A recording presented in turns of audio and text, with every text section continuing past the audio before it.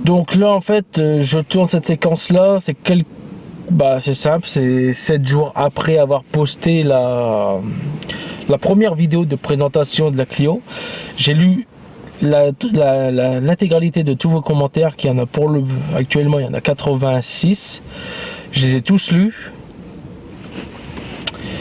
Et vous me dites toutes, vous me dites tout et toutes que comment ça se fait que j'ai acheté cette merde alors que j'arrive pas des bagnoles. En un, j'ai pas acheté cette voiture. En 2, je n'ai pas choisi cette voiture. En 3, j'ai conseillé madame de ne pas acheter cette voiture. En 4, madame voulait une voiture en urgence. Elle voulait plus avoir des voitures des années 90. Elle en avait marre. Elle voulait que son image change par rapport, comme je t'ai dit juste avant, que mon fils se faisait un peu moquer à cause des voitures qu'on avait, tout ça. Même, bon, avec un enfant, c'est compliqué de lui dire qu'en quoi qu'il faut pas s'en faire ou autre, que ses camarades, ils y connaissent rien. Que ses camarades, c'est pas parce que leurs parents, ils ont des belles voitures, des voitures récentes, que c'est des voitures fiables. Tu vois, il comprend pas ça. Lui, ce qu'il voit, c'est, il se fait moquer. Leurs parents, ils ont des voitures comme ça, donc automatiquement, si on a ça, c'est que pour lui, il se fait passer pour un pauvre. Voilà, donc bon, il a voulu prendre une voiture comme ça. Malheureusement, on est tombé sur de la merde. C'était la seule voiture de ces années-là qu'on a vu en fait, parce que juste avant celle-là j'ai contrôlé la Clio 2 que je vous en ai parlé, une Fiat Uno qu'elle devait prendre, mais finalement elle a changé d'avis, elle est tombée sur celle-ci que les gens ont contacté sur ça. Mais il y a aussi une autre voiture que j'ai oublié de dire. On avait aussi été voir une Ford. Alors moi j'aime pas du tout Ford Europe, j'aime pas du tout. Mais c'est une Ford, un genre de... C'est une voiture, tu vois que c'est fait pour les femmes. Ça a une allure d'une voiture faite pour féminin. La voiture, elle était à vendre 2000 balles. Pneus à prévoir, disque à prévoir, plaquettes à prévoir, embrayage à prévoir, turbo rincé, j'ouvre le capot, de la boue, de la terre, de la poussière partout. Qu'est-ce qu'ils osent me dire? Qu'est-ce qu'ils osent me dire? Ce qu'ils me disent, c'est nous on n'y connaît rien, on fait tout par garage. Et s'il y avait un truc qui ne fonctionnerait pas, le garage il nous l'aurait dit.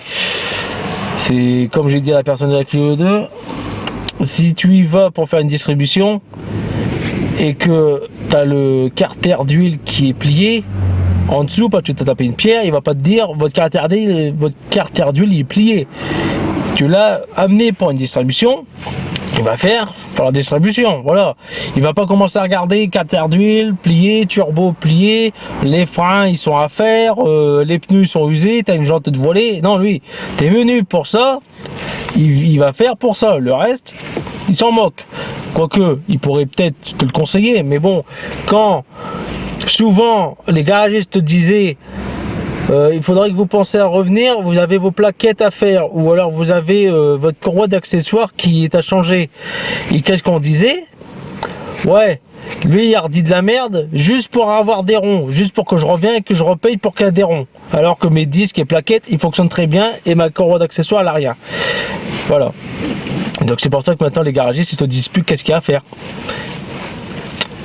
Et c'est le problème qu'on avait eu avec la Clio 2. La personne a dit ça, mais je dis il y a des Colson qui le tient. Vous allez pour une distribution, il va pas vous dire les Colson, il y a des Colson qui tiennent votre radiateur. Il peut penser que c'est le propriétaire de la voiture qui a fait tenir ses radiateurs avec les Colson.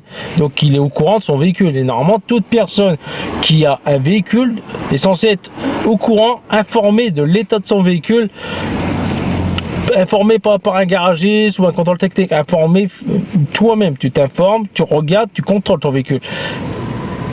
dans un ancien boulot où, bon, je m'égare un peu hein, de ce que je te dis, dans un ancien boulot où je travaillais, avant il y avait un miroir, il y avait des zébras, et sur le miroir c'était marqué la seule personne responsable de votre propre sécurité. Donc en gros, le miroir, il va refléter il va te refléter ton portrait. Voilà. Donc en gros, c'était dit, la seule personne responsable de votre propre sécurité, c'est vous-même. Voilà ce que ça voulait dire. Donc en gros, quand tu as une voiture, c'est le conducteur, il est responsable de sa propre sécurité. Même si tu loues une bagnole, lui qui vient pour la voiture, c'est le loueur qui est responsable de la sécurité de lui qui vient pour louer la voiture, mais c'est aussi lui qui vient pour avoir la voiture un certain temps, qui est aussi responsable de l'état mécanique qui prend la bagnole. Voilà. Donc après on peut pas mettre sur le lot de tout le monde. Alors il y a que des bagnoles de merde. Il y a une BM devant moi et là il y a une Merco qui vient de se mettre. Que des voitures qui ne sont pas des voitures d'hommes.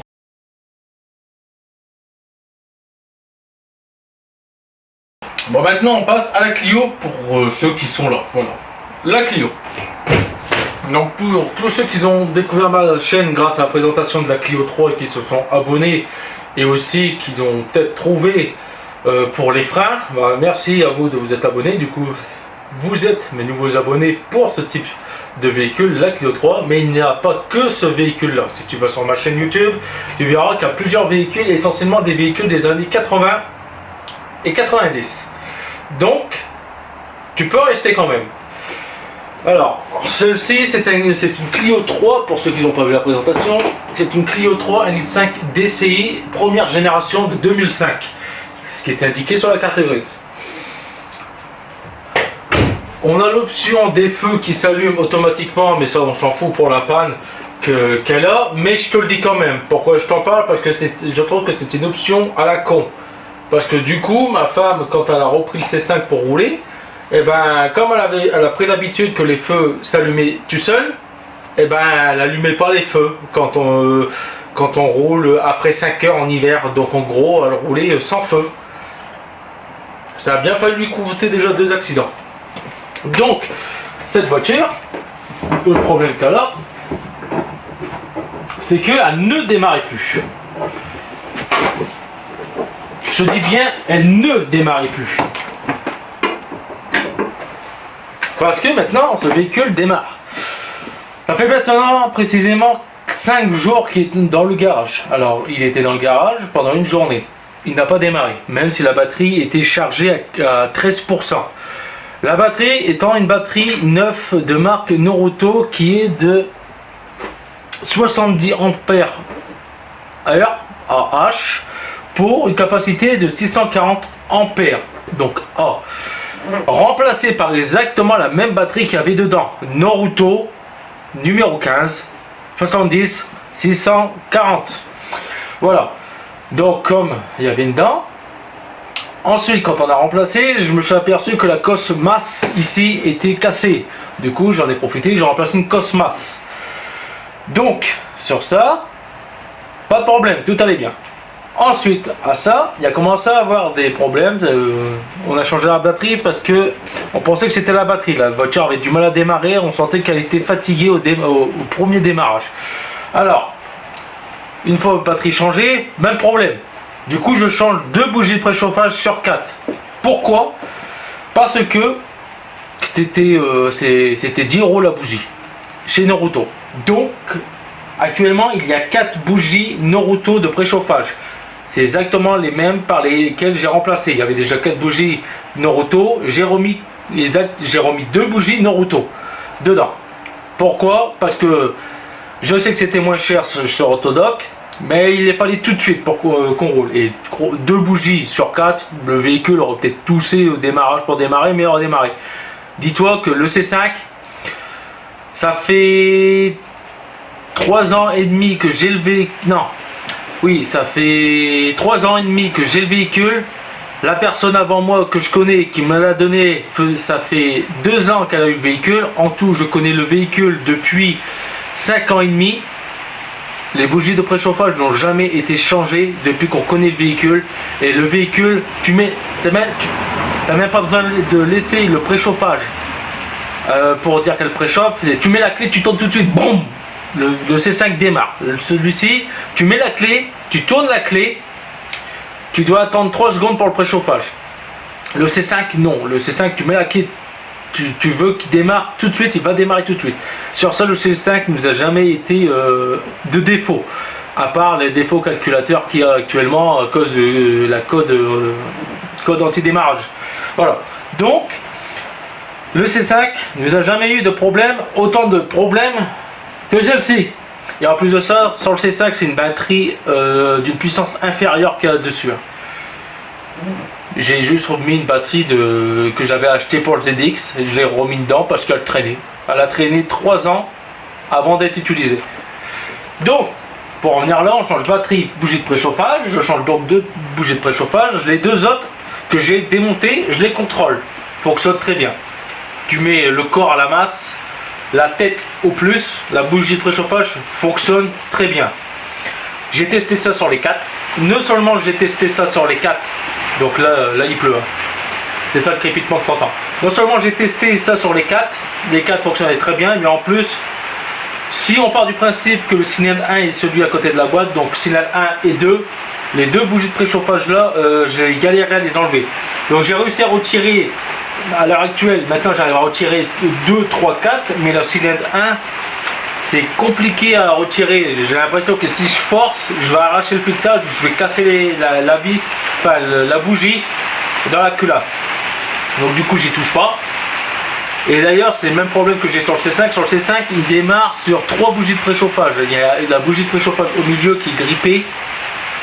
Et il n'y a même pas d'écrou dessus parce que je l'ai perdu. En gros il y a juste la cosse qui passe dessus mais ça ne touche même pas. C5, Citroën, indestructible. Donc, une fois après avoir fait ça, qu'est-ce que j'ai fait? Pour là les pannes qu'il y a actuellement, du coup j'ai contrôlé, j'ai rien contrôlé parce qu'il y avait plein de caches. J'ai jarté les caches, ça me gavait. Je perdais plus mon temps qu'autre chose. Donc là, actuellement, il n'y a plus de caches. Je finirai par les remettre une fois que la panne sera trouvée, mais là, il n'y a pas les caches. J'ai ensuite, comme le véhicule ne démarrait pas sur sa propre batterie, du coup je mettais le booster, il démarrait, mais à un moment donné le booster, même le booster, il voulait plus rien savoir. Tu mettais la batterie chargée, plus le booster, il ne voulait absolument plus rien savoir, le véhicule. Il ne voulait même pas démarrer, le booster, il est censé faire 36 démarrages, il en a fait que 3. Il me l'a vidé. À mon avis, là-dedans, il y a un truc qui consomme de l'énergie, mais à donf. Donc, gros problème. Là actuellement le moteur va démarrer. Je l'ai démarré tout à l'heure, mais là il va redémarrer. Je sais pas pourquoi, depuis que j'ai mis la Saxo en pince dessus, le véhicule, il n'y a plus l'air d'avoir de problème de démarrage. Du moins pour le moment. Après là je te dis, ça fait 4 ou 5 jours qu'il est ici.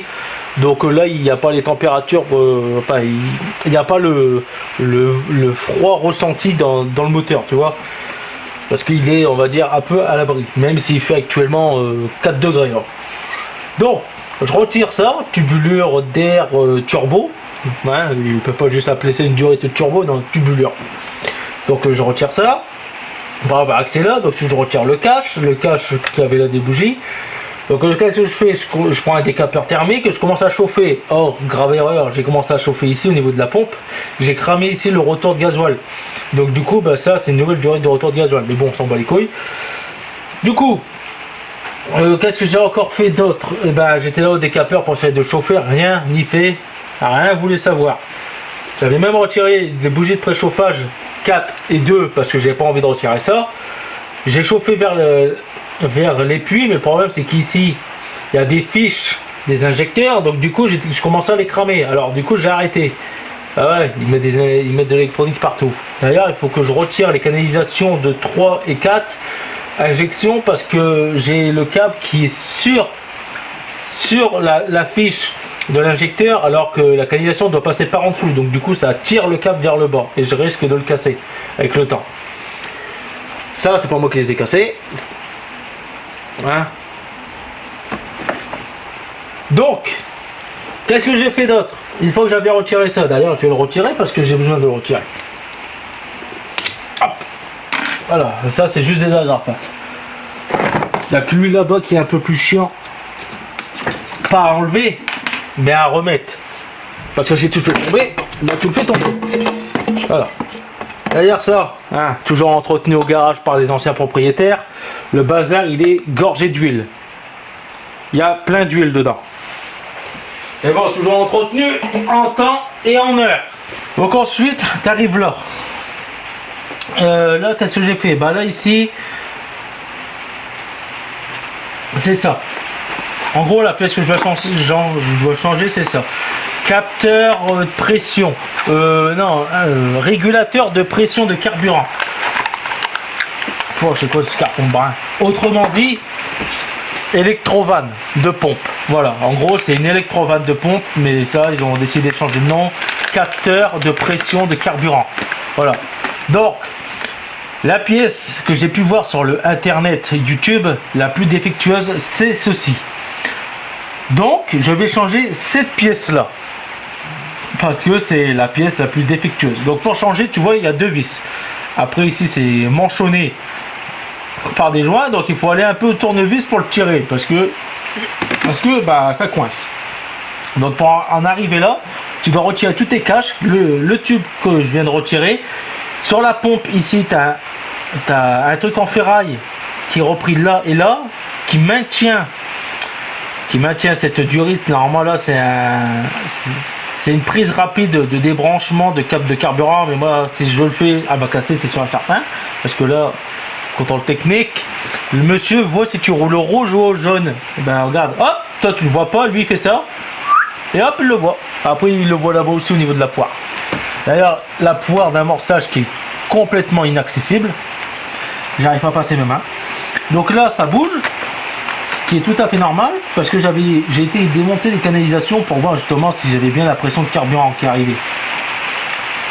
Et ben ça il faut que je le remets. Mais la pièce, comme je t'ai dit, plus fréquemment sur le 1,5 litre DC, c'est celle-ci. Mais si le problème n'est pas ça, c'est un capteur rail qui se trouve juste là en dessous. Donc en gros, il faut démonter les canalisations.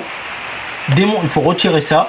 Ça, tu mets sur le côté. Ça, c'est juste un manchon. Tu le retires. Et tu sacs ça. Voilà. Donc... ça, faut éviter de le péter. J'ai chez tuyau là, donc hop, on commence. Même ça, c'est même plus, même ça, c'est cassé. Hop, ça c'est le préchauffage des bougies. Les écartés. Ça, je l'avais démonté pour avoir plus une accessibilité. Voilà. Donc là, tu vois. Là, normalement, le véhicule devrait démarrer. Même s'il n'y a pas les... Là, je vais quand même le remettre, mais normalement, il démarre encore.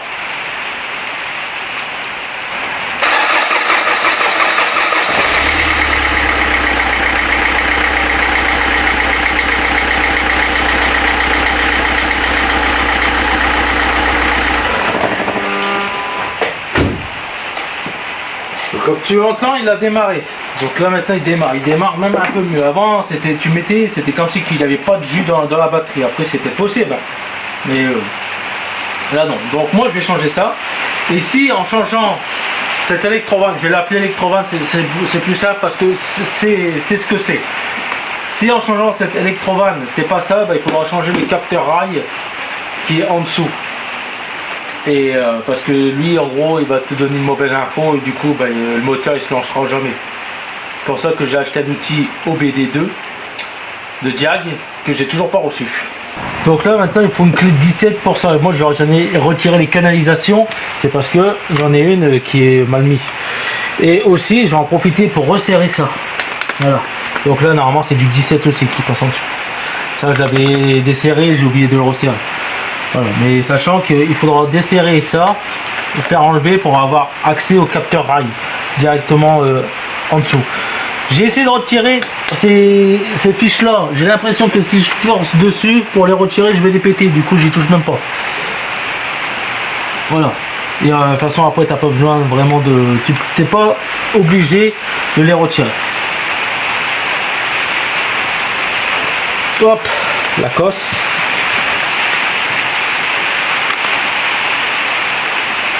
Voilà.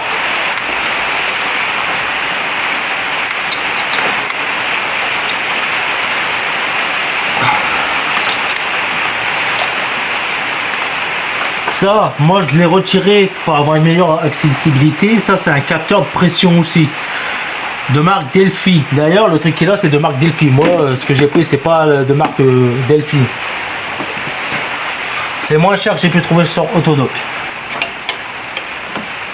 Là, je vais la retirer.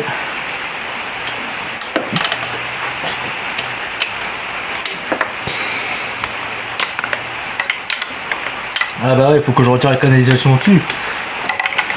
J'avais oublié. Quoique. Non, c'est bon.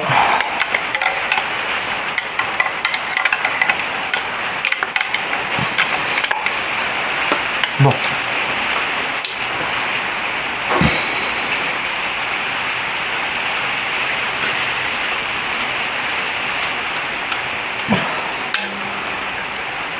Voici, il faut quand même retirer la canalisation parce que tu vas être bloqué. Donc retire la canalisation, ça sera mieux. Retire même les deux, cylindres 3 et 4. Au moins tu seras moins emmerdé.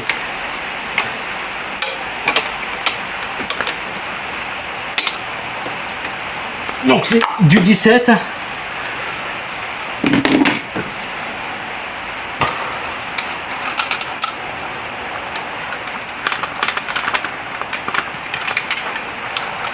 Là. Donc là j'aurais bien voulu retirer cette fiche. Mais je sais pas comment faire. Si il faut tirer dessus, le lever. C'est ça qui est chiant quoi. J'ai pas envie de la péter. Que là on dirait qu'il y a comme un poussoir.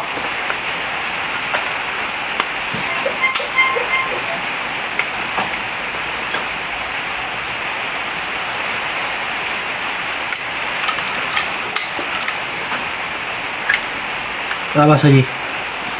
Putain, à l'espace d'un instant j'ai cru que j'avais cassé la fiche. Bon voilà.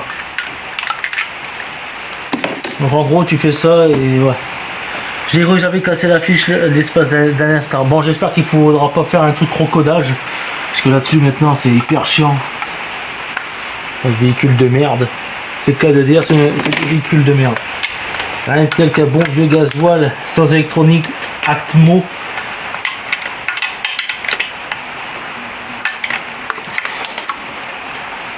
Voilà. Donc là il y a un joint, il y a même deux joints, un joint torique et un joint alu. Donc si tu as de la chance et ça n'a pas été serré comme un sagouin, normalement tu prends une clé à laine.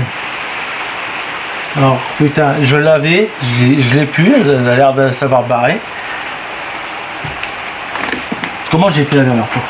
Je crois que j'ai pris ici, ça. Clé à laine, c'est du Torx plutôt.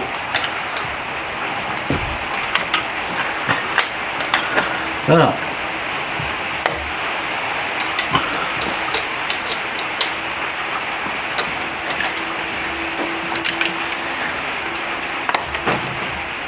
Bon, ça devrait être facile, ça a déjà été retiré. Mais bien sûr, ceux que j'ai, moi, ils sont foirés. Ça, c'est du 20.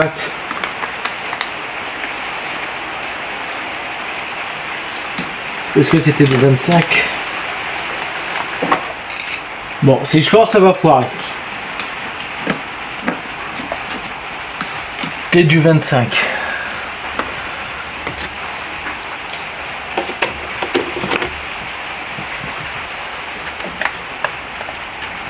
Ouais.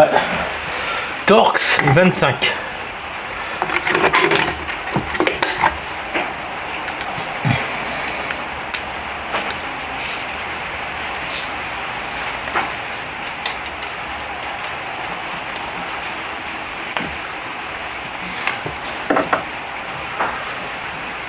Car faut pas que je les perds parce que je les ai pas eu avec. Ça aurait été bien d'avoir deux vis parce que si tu les foires, ou alors si tu la perds, tu la fais tomber comme il y a grande chance que je vais faire là dans peu de temps.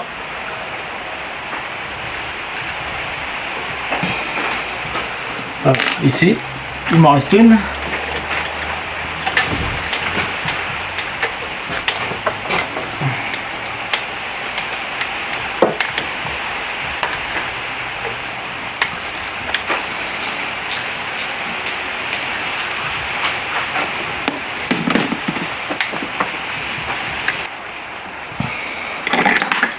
Voilà, ça c'est bon. Maintenant, c'est ça qu'il faut retirer.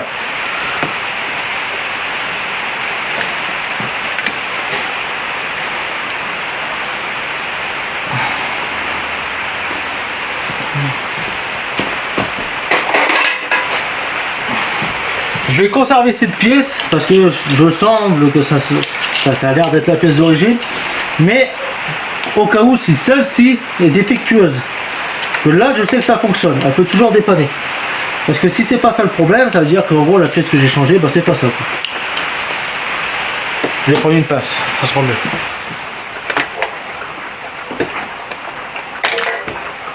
Voilà.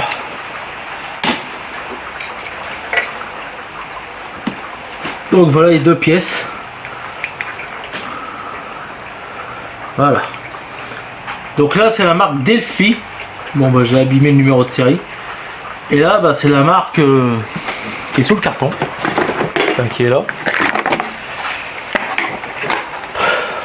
MTV ou MTY. Donc c'est cette ref là sur Autodoc.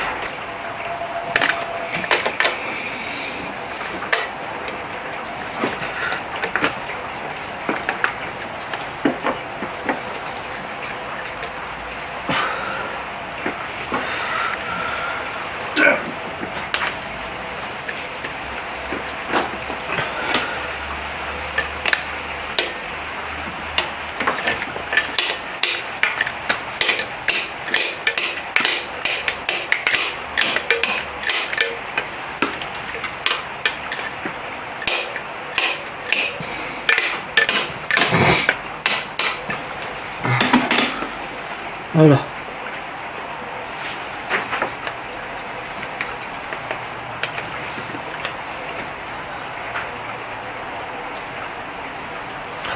Maintenant le plus compliqué ça va être de remettre les vis sans les faire tomber.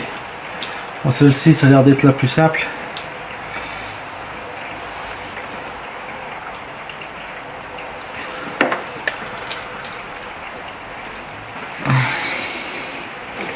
Et là je crois que ça va être un peu plus compliqué. Sachant que j'ai déjà fait une fois mais souvent la deuxième fois regarde là j'allais déjà la faire tomber. Déjà si je la fais tomber là-dedans je peux démonter parce que là-dedans c'est le turbo.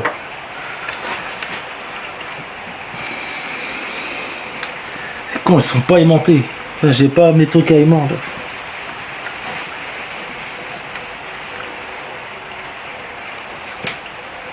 Je vais faire pour que ça soit plus simple à redémonter la prochaine fois si je dois y aller. Je vais juste les mettre en contact. Hop. Que déjà le joint torique il va déjà il le bloque déjà. Donc.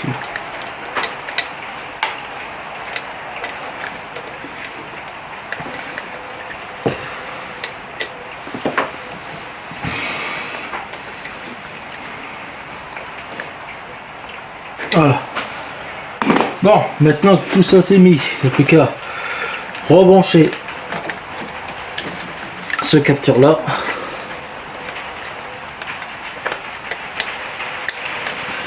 Voilà. Remettre la sonde.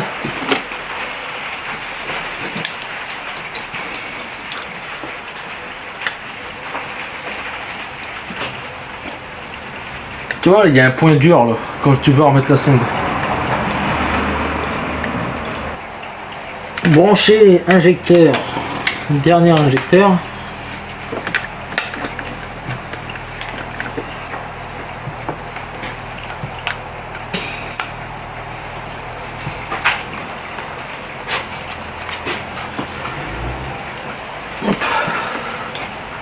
Voilà.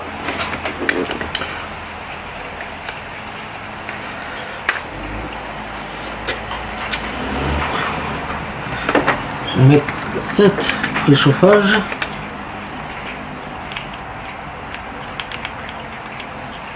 Voilà. Canalisation.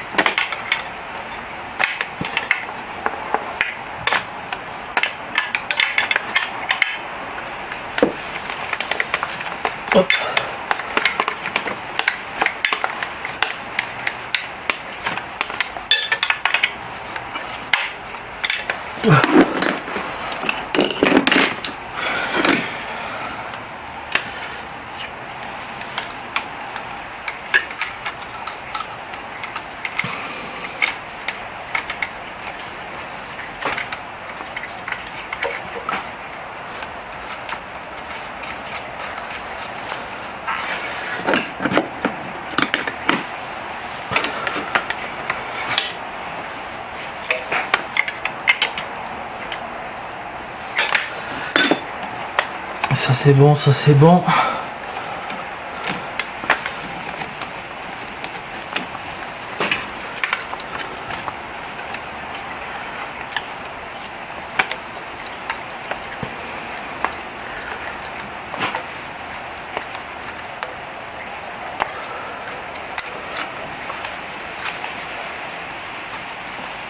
Voilà.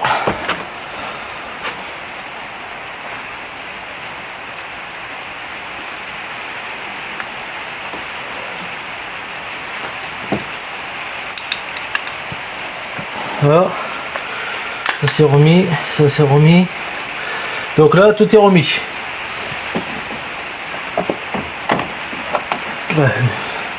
Là, d'accord, ça. Mais avant, il faut que je resserre ça.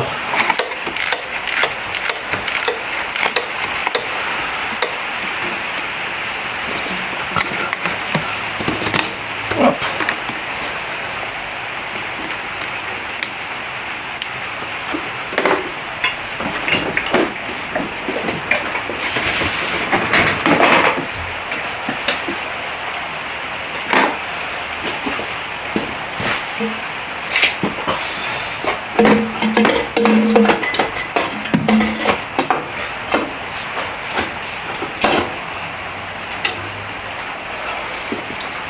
Bien, si j'ai bien fait les choses, logiquement là le véhicule aurait démarré. Là je le reclipse pas parce que du coup je vais remettre les caches plastiques, hein. Ça fait 308 000 km qu'ils les avaient, donc autant les remettre parce que c'est quand même assez relativement propre. Du coup je vais quand même les remettre, hein. Peut-être que ça joue à la protection des injecteurs, du moins j'en sais rien. Du coup j'espère que ça va démarrer et j'espère que le problème sera réglé. Alors, est-ce que déjà ça démarre toujours?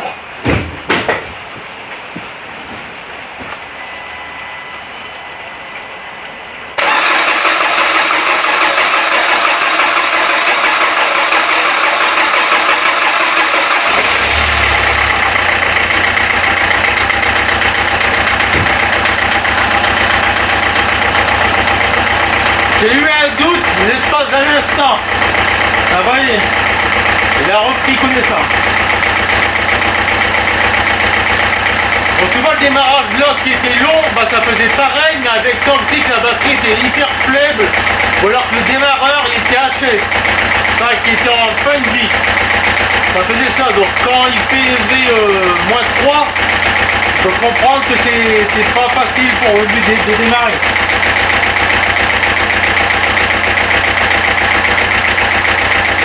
Donc en tout cas je sais que sur 2 cylindres il démarre pas. Bon, à moins que c'est parce qu'il y avait de l'air, du coup bah, ça partait pas.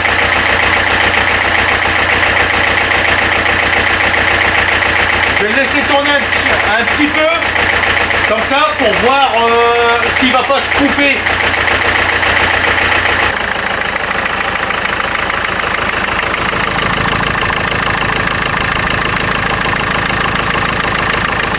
Je viens de voir que j'ai pas remis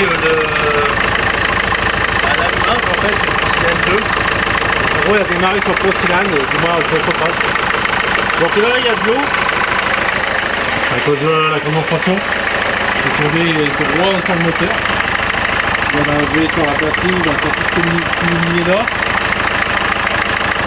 Voilà, donc le jour que je veux faire la vidange, ben, ça va être la merde. Hein. Donc il va falloir démonter ça. Pour avoir accès au pièce, c'est toujours ça. Donc il va me falloir une griffe pour le tirer et le remettre. Donc là, je sais pas comment c'est fait pour le glisser à la main. Bon, je vais regarder, il n'y a pas l'air d'avoir des fuites. Donc, Pour le moment, le problème a l'air d'être réglé.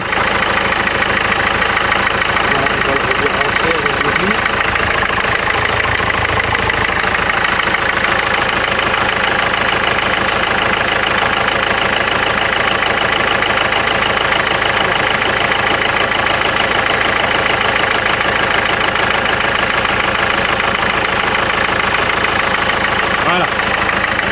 C'est rendu.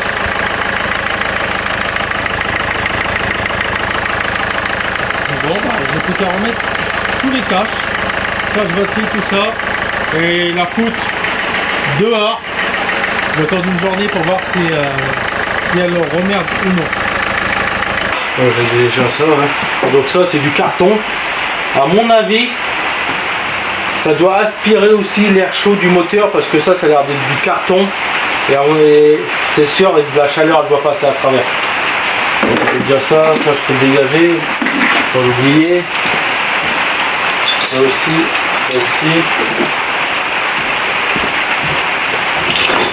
Hop. Là. Ah, donc ça, je vais le mettre de côté au cas où. Il faut toujours dépanner si c'est pas ça la panne, ça je peux toujours le revendre.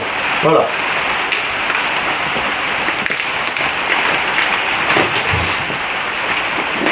D'accord, la pièce là que j'ai changé, l'électrovanne, enfin le capteur de pression, enfin l'accumulateur, le capteur de pression, enfin bref, tu t'appelles ça comme tu veux. Ils auraient dû continuer à appeler ça, je sais pas, j'aurais pu lui trouver comme nom électrovanne électronique, tu vois, parce que c'est une électrovanne.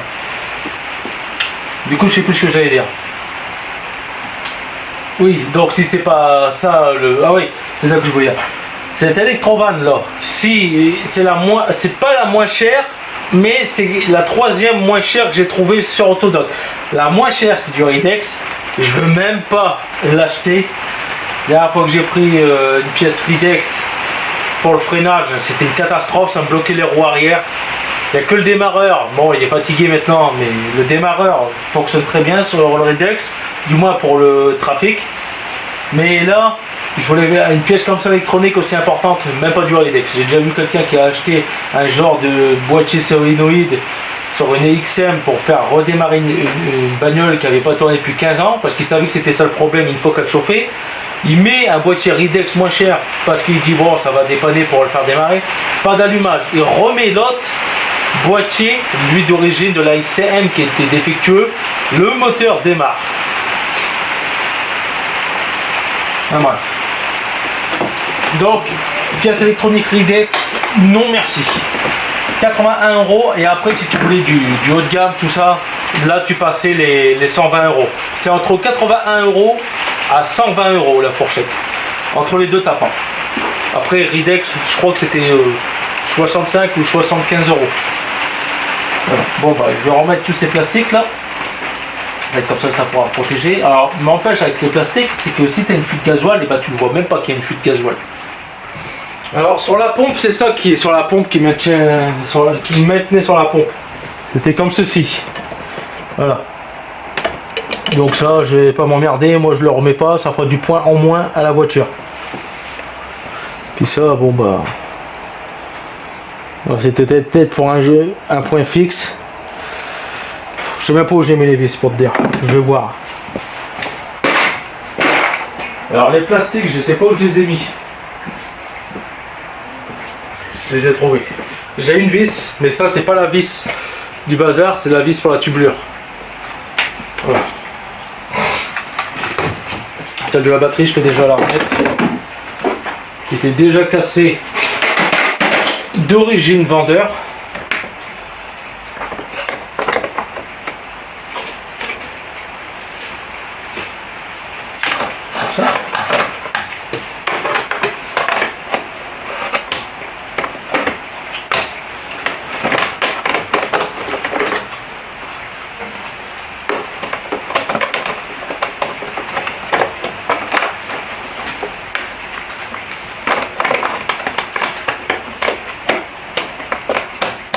Voilà. Au moins, ça protège la batterie. Ça, pareil sur ça, il est censé avoir une vis qui le maintient là. Bah, je sais pas où je l'ai mis.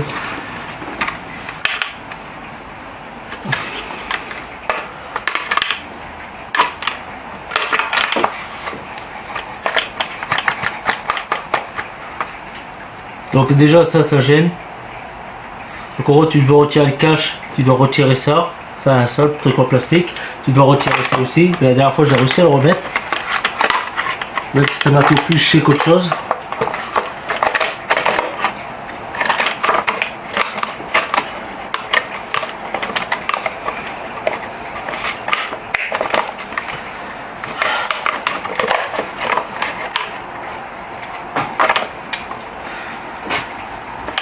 Donc ça tu dois le décrocher en fait.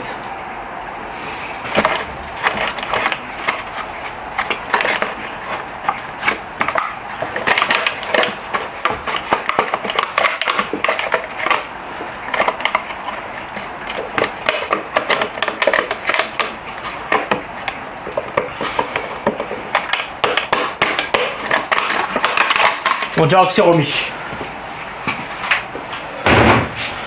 Voilà, moi je vais pas m'emmerder avec ça. Alors le cache DCI là, je vais le remettre après.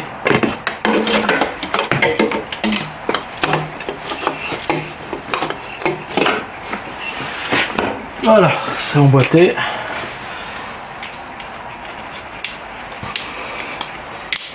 Donc ça, bien le mettre, il y a des cannelures.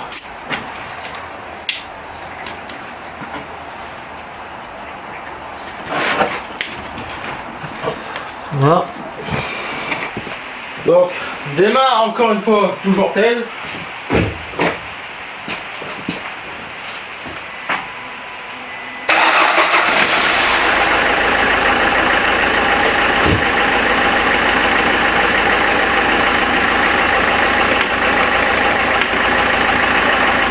Et bon.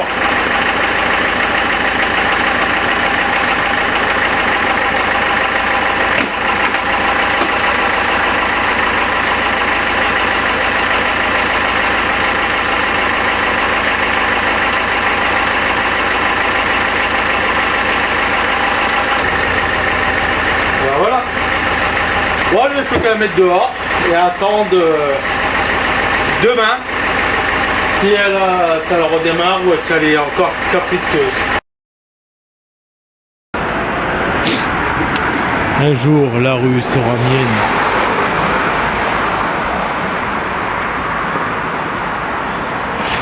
Encore 1, 2, 3, 4, encore 4 voitures. Non, encore 3 voitures si on compte la Saxo. Je peux mettre ici. Et voilà, j'aurai toute la rue. Je serai le roi de la rue, comme on dit. Ah. Bon objectif du jour, voir déjà ça le démarre. Ça fait je grimpe de la bagnole là-bas. Il y a trop de vent. Ah, bordel de merde. Ça souffle. Loupiote. Oui. Alors, réglage.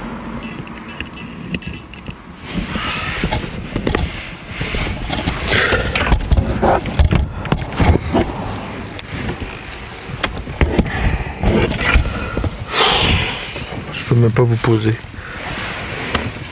Je peux pas vous poser. Alors.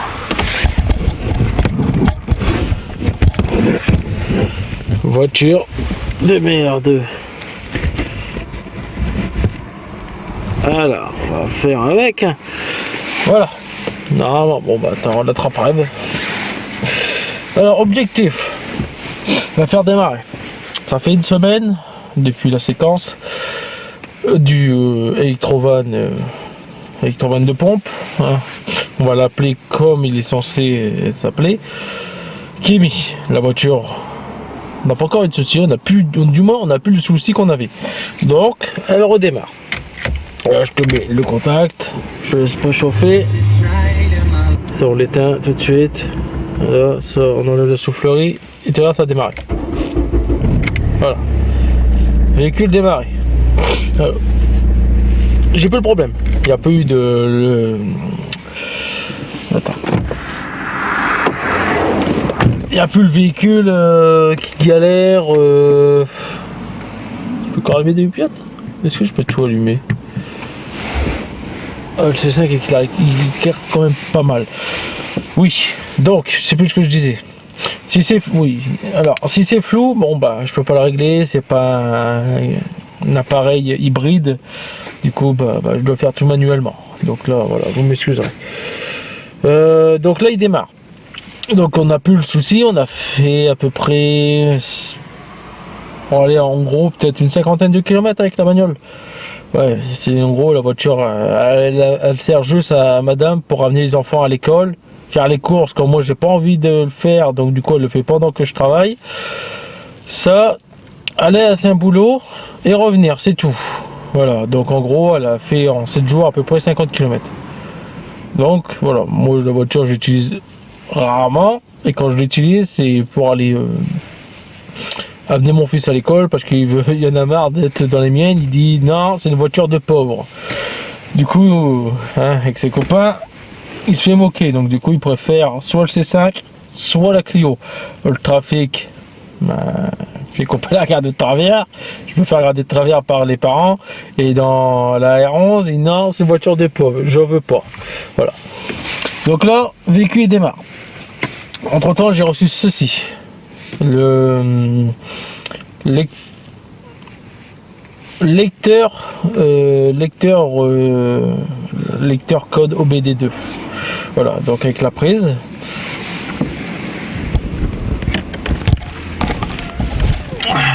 Donc voici comment il se présente, un petit truc. Donc celui-là c'est le Artilink 300. Cette marque là, je les ai recontactés, ils devraient normalement me renvoyer un autre, un beaucoup plus performant, beaucoup plus gros, aussi gros que le volant, voilà. Donc je vais mettre les codes d'erreur. J'ai déjà mis je l'ai déjà branché sur la bagnole. Ça fait 3 jours que je l'ai testé tout de suite pour essayer de savoir s'il allait encore avoir des problèmes. Donc il est possible que on ne verra rien affiché parce que j'ai déjà fait une suppression des codes erreurs. Donc le code erreur que je disais c'était P0670, c'était ça, donc il correspond aux bougies de préchauffage. Donc sur la Clio, sur celle-ci, la prise OBD2 se trouve là juste en dessous. La lumière là, elle déconne. Donc logiquement on voit mieux avec, on voit absolument rien. Donc voilà, donc, la prise, hop, là tu vas tout doigter. Il y a un cran, tu vois là, voilà, tu mets comme ça. Donc elle est là, voilà. Elle est sur la droite, un peu en haut, pour éviter que justement quand tu mets tes conneries là, en gros de l'abîmer. Enfin, en plus il n'y a pas de cache, elle est juste là comme ça par contre. La dernière fois je l'ai mis, voilà. Hop, c'est un ticket. C'est branché, on est connecté, voilà. Il n'y a pas un placement de produit de ce produit là. Parce que je voulais pas t'en faire un, mais comme je les ai recontactés qui vont m'envoyer un, du coup je t'en parle. Bien sûr, tu vois absolument rien sur l'écran LCD. Voilà, tu ne vois absolument rien du tout. Tu vois, on voit pas la caméra. Ouais, on voit. Voilà. Bon, je vais essayer de trouver un angle où on le voit. Bon, là tu le vois un peu. Donc là déjà diagnostic. Donc je vais appuyer sur OK. Voilà, déjà il cherche. Donc là il scanne. Donc on le voit pas, mais il y a tous des numéros qui apparaissent en bas. Là l'écran on le voit pas, et tant mieux, comme ça moi ça me fait moins flouter. Là c'est les infos bagnole. Voilà, je suis sur le diagnostic. Voilà, alors ça me dit veuillez contrôler si le connecteur OBD2 de l'outil est connecté à DC du véhicule. Je descends. Le commutateur d'allumage est à la position on. Donc en gros il faut que je le mets en position on, donc ça veut dire ouvrir, enfin allumer. Voilà, on, vérifier que le véhicule est compatible avec OBD2, ok. Donc là je fais sortie et je recommence le scan.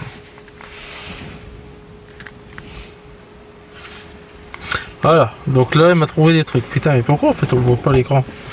C'est chiant. Comment on veut que je vous fais montrer des trucs si la lentille elle le prend pas?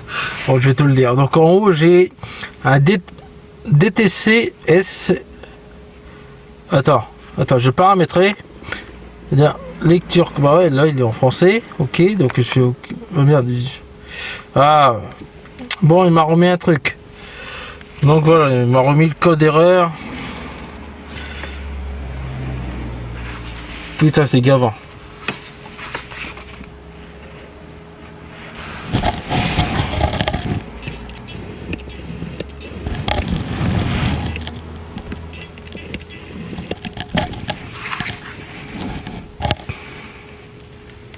Bref, bon bah tu verras rien.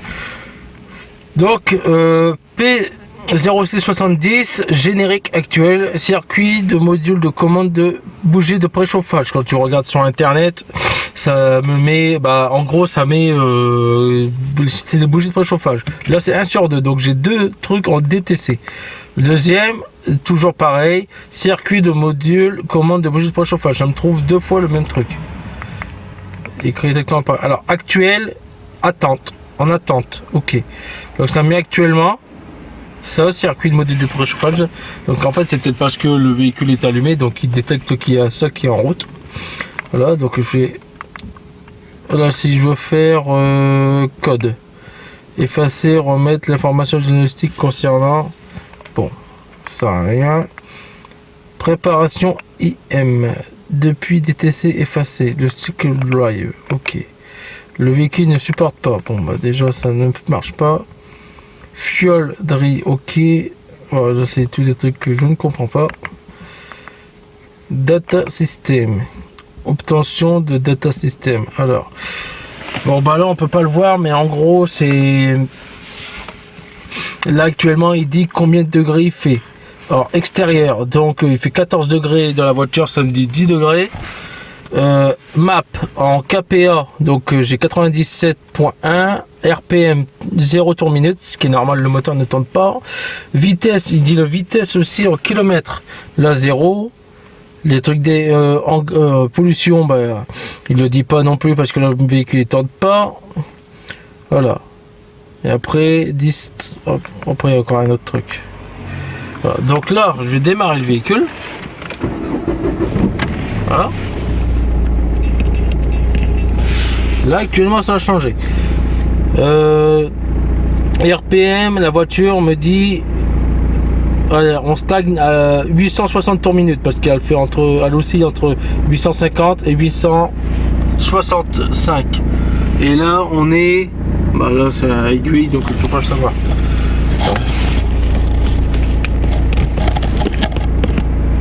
Ah bah voilà. En fait il faut zoomer. Ok. Faut zoomer. Bien, je vous mets comme ça. Bon, bah, voilà, j'ai compris.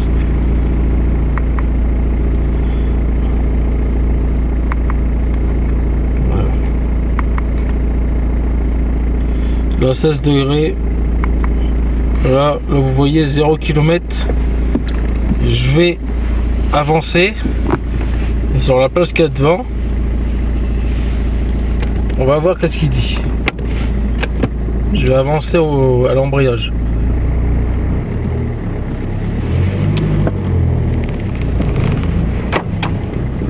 Voilà.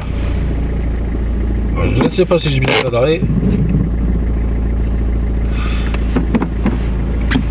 En tout cas, ça a bien mis que j'avance. Donc en gros, tu peux. Si un jour ton écran, enfin ton compteur merde, bah tu branches ça. Tu le mets ça devant toi et tu sais à combien tu roules. Voilà, ça c'est pratique.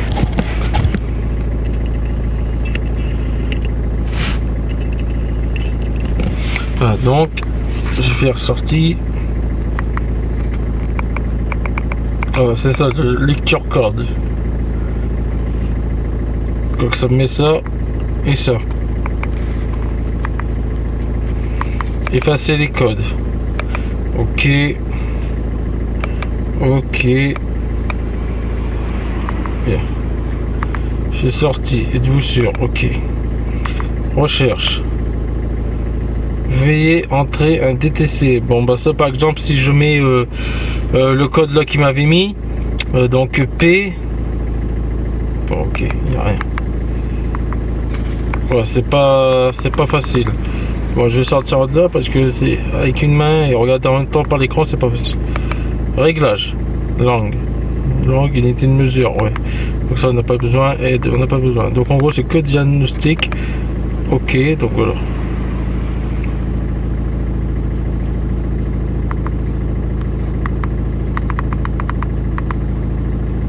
Surveillance tableau de bord. Surveillance à bord. Ça, je sais pas ce que ça veut dire.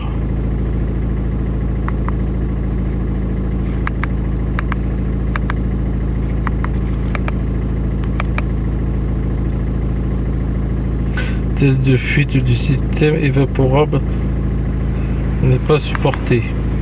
Ok. Donc le VIN, quand je mets le VIN, bah, il le trouve pas. Quand je mets ça, il me trouve des codes. Quand je mets ça, il me trouve des codes. Il n'y a que le VIN qui ne trouve pas sur le véhicule. Voilà. Donc voilà. Le véhicule pour le moment n'a pas refait de panne sur les 7 jours. Donc le problème a l'air d'avoir disparu. C'était finalement bien ça, la panne défectueuse.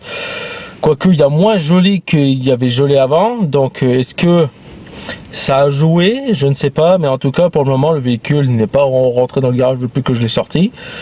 Il est resté dehors. Il a tourné, il a fonctionné, il a démarré. Pas de souci, même si on avait des doutes. Donc du coup je laissais le C5 à madame. Donc comme ça, si celle-là ne démarrait pas, elle prenait le C5 et elle partait. Voilà. Le seul problème du C5 c'est code anti-démarrage. Mais on s'est aperçu, enfin je me suis aperçu que j'ai 2 clés. Et quand l'une va pas, je mets la deuxième, ça fonctionne. Alors c'est pas certain que ça fonctionne, mais j'ai vu que ça fonctionnait parce que ça me l'avait refait. J'ai foutu l'autre clé et avec l'autre clé à démarrer. Voilà. Donc ça ne fonctionne pas tout le temps parce qu'on l'avait déjà fait, mais là a priori ça a l'air de vouloir fonctionner. Voilà. Donc ça on le testera aussi dans, enfin soit lui ou un autre que Topdon vous m'envoyez. On testera sur le C5 et à mon avis sur le C5 on va avoir pas mal de codes d'erreur. Déjà il me fait anomalie anti-pollution, anomalie airbag. Là il me le fait plus actuellement, mais il vient de temps en temps. Système échappement, enfin tu vois tous ces trucs là. Donc à mon avis sur le C5 on va avoir pas mal de trucs code erreur là-dessus. Voilà. Bon allez mes gens, merci à vous et à la prochaine.